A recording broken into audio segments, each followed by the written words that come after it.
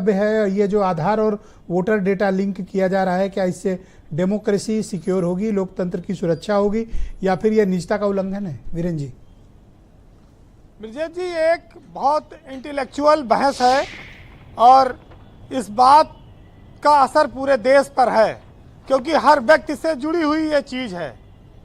आज जब हम बात करते हैं आधार को लिंक करने की मतदाता सूची के साथ, तो फिर अगर एक बार आधार लिंक हो जाता है तो क्या इस देश में मतदाता सूची का अस्तित्व रहेगा या नहीं, और मतदाता सूचियां क्यों अलग अलग होती हैं हर चुनाव के लिए, इस पर भी एक बहस होनी चाहिए थी।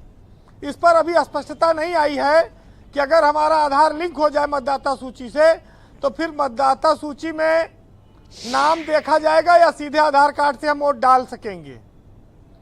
देश में करीब 99 करोड़ से ज्यादा मतदाता हैं और 100 करोड़ मान लीजिए मतदाता हैं, और इसमें से कितने ऐसे मतदाता हैं जो वोट डालने जाते हैं बूथ पे और वहां कहते हैं तुम्हारा वोट है नहीं ना।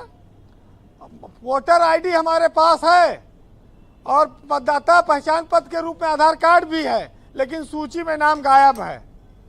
तो ये जो कमियां हैं, पहले तो इसको दूर करने की जरूरत है।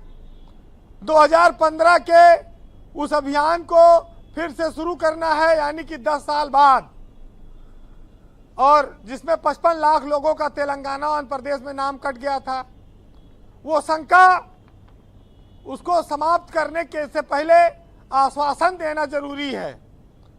हमारे देश में मतदाता सूची की गड़बड़ियां शुद्ध नहीं हो पाई और हम आधार को लिंक करने की बात करते हैं। आज विधानसभा की अलग सूची है, नगर पालिका की अलग है और ग्राम पंचायत की अलग है। कितने जगह आप नाम बढ़वाएंगे और घटवाएंगे? मतदाता पुनरीक्षण सूची कैंप में कितनी बार जाएंगे? ये एक बहुत बड़ी चुनौती है। पहले इस पर आयोग को काम करना चाहिए। फर्जी मतदान अगर आधार के लिंक करने से रुकता तो ब्रजेश जी ये बहुत पहले हो गया होता। जो आपने अभी ये शंका जताई कि तमाम बांग्लादेश और नेपाल के जुड़े हुए लोगों ने आधार बना रखा है, बहुत समय से बना रखा है, वो वोट भी डालते हैं तमाम सारे राज्यों में, उनका इफेक्ट है।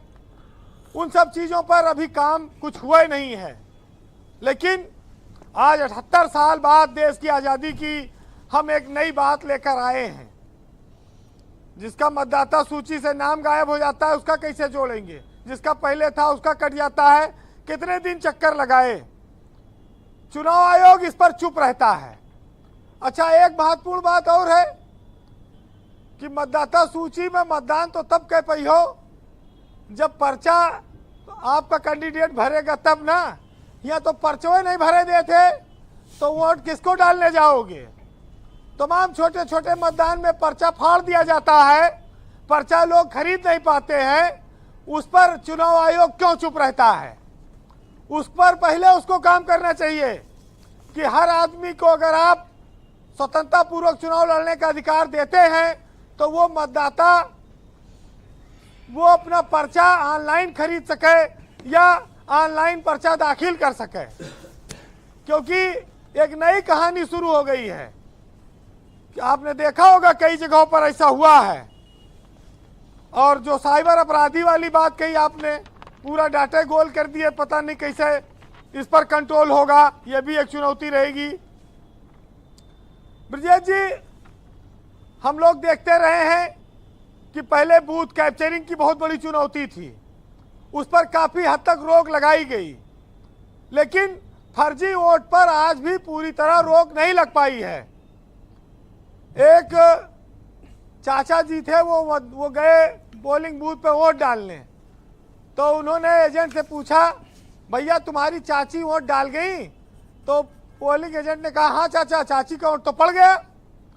कहीं भैया क्या बताओ, हम थोड़ा लेट हो गए, अगर जल्दी आए होते तो तुम्हारी चाची से मिल लेते।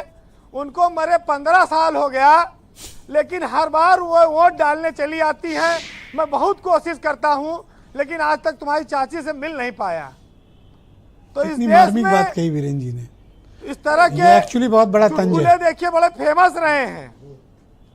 और ये हमारे चुनाव व्यवस्था जो प्रणाली है उस पर बहुत बड़ा व्यंग भी करते हैं।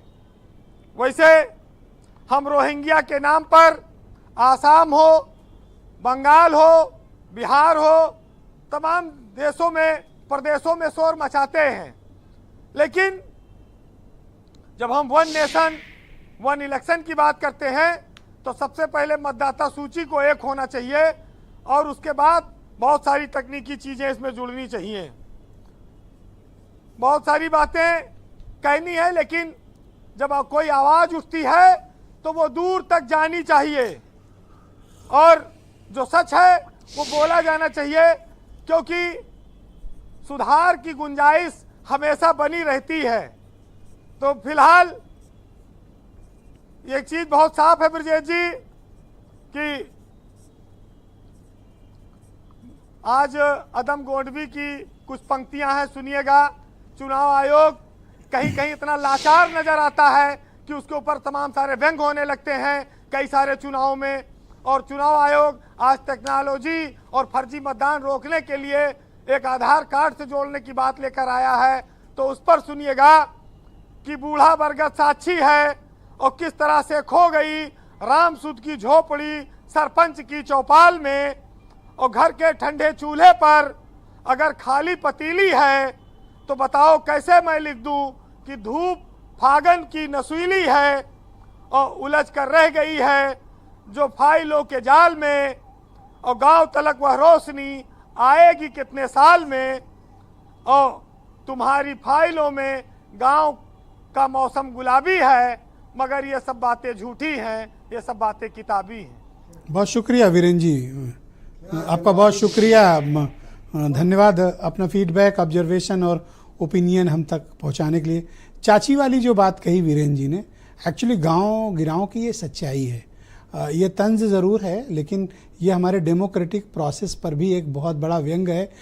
इन इश्यूज़ को एड्रेस करना चाहिए। अपनी डेमोक्रेसी को स्ट्रेंथन करने के लिए कोई भी डाउट क्रिएट नहीं होने देना चाहिए, हर शंका का समाधान किया जाना चाहिए। तो गुलाबी बात कही वीरेंद्र जी ने, तो फिर